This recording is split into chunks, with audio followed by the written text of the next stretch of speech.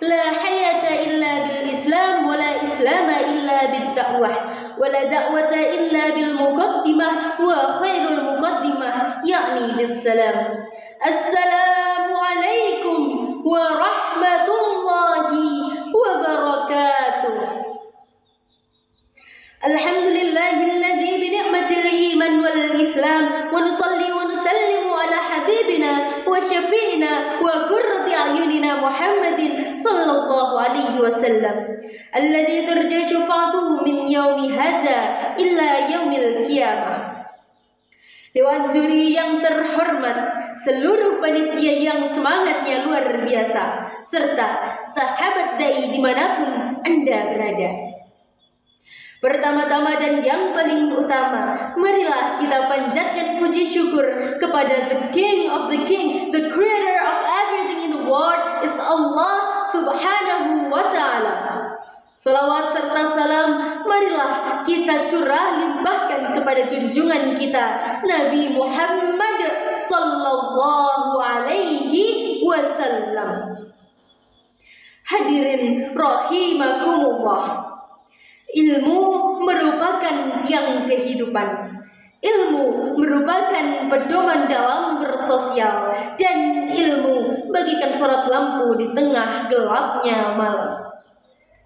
Bahkan Buya Hamka pernah berkata, iman tanpa ilmu bagaikan lentera di tangan bayi, namun ilmu tanpa iman bagaikan lentera di tangan pencuri. Yang artinya, sahabat, sebagai seorang muslim, kita berkewajiban untuk terus menuntut ilmu. Hal ini sejalan dengan hadis Rasulullah berikut ini. Utlubul ilmi minal mahdi ilal lahdi, yang artinya tuntutlah ilmu dari buayan hingga ke liang kubur. Hadis riwayat Bukhari nomor 74. Dan pada hadis lain diterangkan, talabul ilmi faridatun ala kulli muslimin. Menuntut ilmu merupakan wajib atas setiap muslim. Hadis riwayat Ibnu Majah nomor 224. Begitu pula sebagai mahasiswa, kita dituntut untuk cerdas, untuk kreatif dan inovatif. Dengan setumpuk tugas di meja dari dosen dan setumpuk tugas organisasi, hingga saat ini muncullah beberapa kasus bunuh diri yang dilatar belakangi oleh depresi karena tugas. Naudzubillahi min dzalik. Jadi mahasiswa memang sibuknya luar biasa. Dari pagi sampai malam mata terus terbuka. Ada tugas, ada ujian, ada dosen yang menegangkan. Belum lagi kalau tugas kelompok tapi kerjanya sendirian. Lalu di mana kita mencari kedamaian? Jawabannya bukan di game atau hiburan, bukan juga di kopi 3 gelas semalaman, tetapi di sholat dan zikir yang penuh ketenangan. Nabi Muhammad SAW bersabda dengan nyata, "Wa ju'ilat qurratu aini fis sholah," dan dijadikan kesejukan mataku di dalam sholat. Hadis riwayat Imam Ahmad dan An-Nawawi. Karena sholat bukanlah sekedar rutinitas, bukan hanya formalitas, tetapi sarana curhat dengan penuh bebas. Bayangkan ketika kita lagi pusing mikirin skripsi, lagi pusing ngerjain tugas, tiba-tiba azan berkumandang. Itu tandanya Allah Subhanahu wa Ta'ala memanggil kita. Hei anak muda, sini dulu curhat sama aku biar tenang hatimu. Hadirin rahimakumullah. Kadang sholat hanya jadi formalitas, seperti mahasiswa yang absen tanpa kualitas. Takbir cepat, sujud kilat, begitu salam langsung angkat.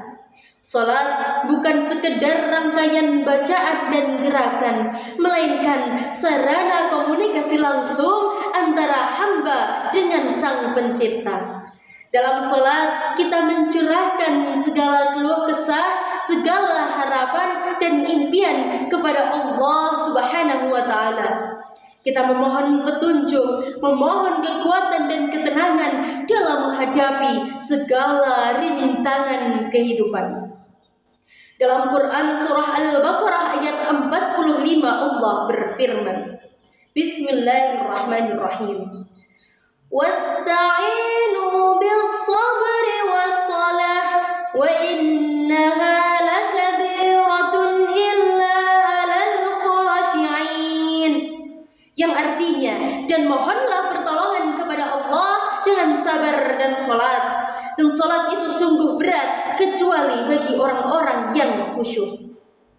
Jadi kalau kita lagi stres, kalau kita lagi pusing, kalau kita lagi puyeng, jangan langsung cari rokok sama kopi. Ambil wudhu, sholat 2 rakaat dan rasakan nikmatnya kedamaian yang luar biasa. Masya Allah.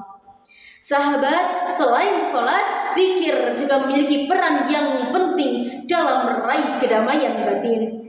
Zikir dapat dilakukan kapan saja, di mana saja, baik dalam hati maupun secara lisan. Ingat, zikir itu bukan cuma sekedar mengucapkan kata-kata, tetapi juga menghadirkan hati dan pikiran kita kepada Sang Pencipta. Bayangkan, kita sedang curhat sama sahabat terbaik kita, sahabat yang tak pernah mengadu nasib dan sahabat yang solutif. Pasti kita akan selalu merasa tentram sambil berbicara dari hati ke hati. Benar apa betul? Seperti itulah seharusnya kita berzikir. Dalam konteks kesibukan akademik, mengintegrasikan sholat dan zikir dalam rutinitas harian bukanlah perkara yang mustahil. Dengan manajemen waktu yang efektif dan komitmen yang kuat, kita dapat menyeimbangkan antara kewajiban akademik dan kebutuhan spiritual.